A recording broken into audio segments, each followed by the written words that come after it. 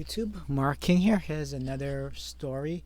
This is from Bloomberg and it's by Tim Low, and it's titled US now has the world's deadliest virus outbreak. Okay. So we know what's going to happen here, right? So about a week ago the US the media and the liberals they decided to change the narrative, right? So the narrative is turned into a joyous occasion because US now has more virus cases than everybody else in the world. And you see the weirdos on Twitter, on journalists, the urinalists, the media pundits. They're kind of celebrating. And in a normal functioning society, these people would be, what's it called, like dragged across coals. You know, when you don't when you don't think your country is the best, there's something wrong with you. You know, especially the Western power like America, the citizens do not think their country is the best. The country is the best that's ever existed on planet Earth. You know, it's anyway. This is one of the tweets. This was like a week ago, or maybe a week and a half ago. This is Hillary Clinton. He did promise America first. So what she's implying there is that America is leading the world in deaths, and she's celebrating it. And she never got dragged across the coals. You think the feminists would be outraged? No. Um, Media? Nope. Politicians? Nah. Turn their heads. So this is just that was an incoming like signal that it's they're gonna try to reframe the story. The United States it doesn't have the most well everybody with a droplet of IQ knows China's lying, and China probably has thousands, tens of thousands. When you have hundreds of thousands of citizens disappearing, they can be traced via cell phones. You probably have a lot more going on there. Anyway, let's just start this by Bloomberg. Let's see. American deaths from the virus passes Italy, affirming the U.S.'s spot at the epicenter of the global pandemic. So they're going to try to reframe it to the United States.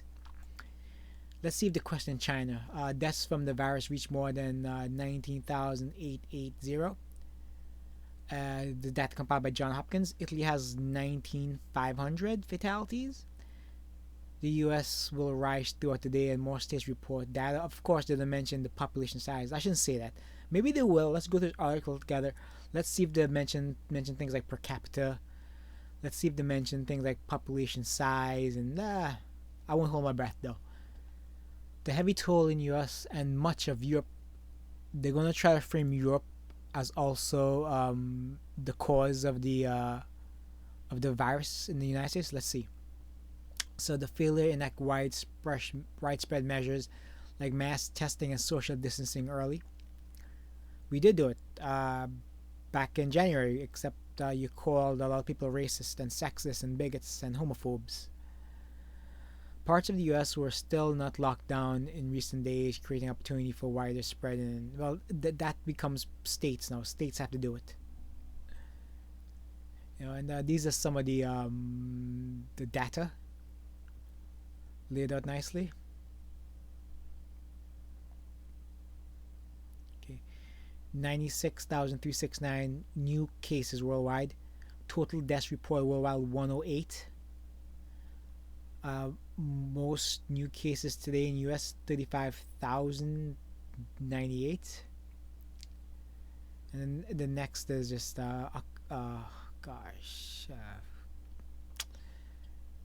this doesn't matter right now. This yeah, anyway. The US has more deaths than Italy. Isn't that surprising given its population? Oh wow, okay, they did mention it. Take that back, Bloomberg. The stats may also be incomplete. Yet the U.S. had okay. This is the reframing and had ample time to see what's coming from China as China rated under the pandemic in January, and Europe began the suffering. Just again, back in January, United States tried. They were called racist by the usual suspects. They were called racist. The deplorables were called racist. Again, this is one of the things about a feminized society. The feminists, the communists, they tend to pass blame onto others. It wasn't their doing; it was always someone else's doing. Critics have charged the U.S. with squandering precious time that could have. Yeah, all right. The critics, yeah, we know the critics. They're the urinalists who on Twitter who tweet all day, and couldn't get a real job if they don't put their awful opinions on paper, awful biased opinions on paper. Sorry, on a computer, drinking a macchiato, while claiming Orange Man bad and Citizens bad and Christians bad and right wingers bad and everybody is a racist, everybody is a sexist, everybody is a white supremacist. That's all they do. Anyway, who directed the Tedros Adhanom Ghebreyesus has chided the U.S. has chided the U.S. along with China as the blame one.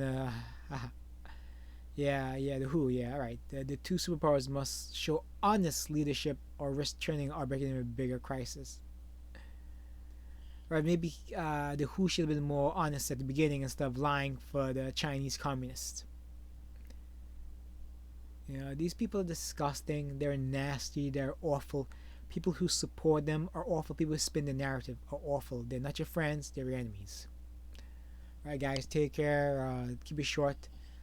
Share, save, subscribe, the usual, and be safe. You know, do what's right to take care of yourself.